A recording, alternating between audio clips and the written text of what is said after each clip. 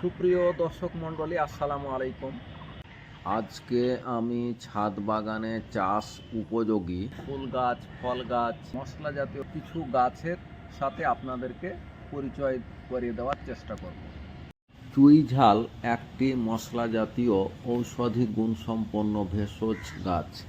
পারিবারিক চাহিদা পূরণের জন্য ছাদ বাগানে এর চাষাবাদ যথেষ্ট উপযোগী। গাছটির জন্য আংশিক ছায়া প্রয়োজন, পাশাপাশি লতানো প্রকৃতির হওয়ায় চিকন রড দিয়ে মাচা বা ফ্রেম তৈরি করে সাপোর্ট দিতে পারেন।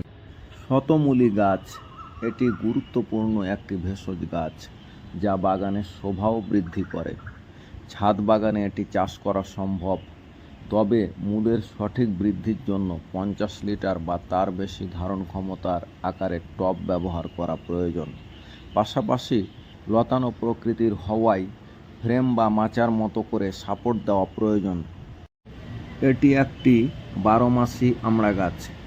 একই গাছে ফুল, ছোট গুটি, মাঝারি এবং পরিপক্ক ফল একসাথে দেখা যাচ্ছে, যা এই গাছটির ধারাবাহিক ফলনের উদাহরণ। ছাদ বাগানের জন্য 12 মাসি জাতের আমড়া গাছ একটি উপযোগী নির্বাচন হতে পারে।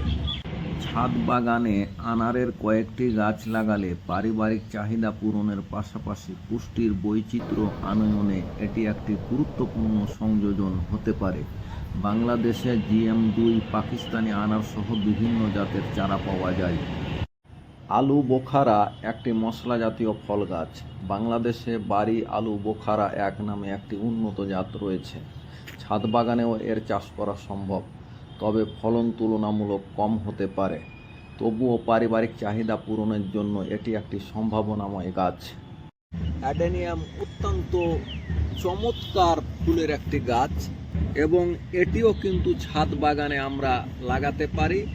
অ্যাডেনিয়ামের আদি নিবাস মরুভূমি অঞ্চলে হওয়ায় এটি উচ্চ তাপমাত্রা ও পানির স্বল্পতা সহ্য করতে পারে। পানচেটিয়া শোভাবর্ধনকারী অত্যন্ত আকর্ষণীয় একটি গাছ।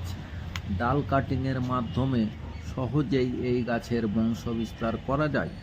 ছাদ বাগানে লাগিয়ে খুব সহজেই পানচেটিয়া গাছের সৌন্দর্য উপভোগ করা সম্ভব। হাইব্রিড জবা একটি শোভাবর্ধনকারী ফুল গাছ যা বড় ও আকর্ষণীয় ফুলের জন্য পরিচিত। পর্যাপ্ত রোদে নিয়মিত ফুল দেয়, তাই ছাদ বাগানের জন্য উপযোগী। ছাদ বাগানের মাধ্যমে পারিবারিক নিরাপদ পুষ্টির বৈচিত্র্য আনা সহজ। সন্তানদের বিভিন্ন গাছের সাথে পরিচিত করতে সহায়ক এই ছাদ বাগান। অবসর সময়ে বাগানে কাজ করা মানসিক প্রশান্তি ও সুস্থ বিনোদনের উৎস।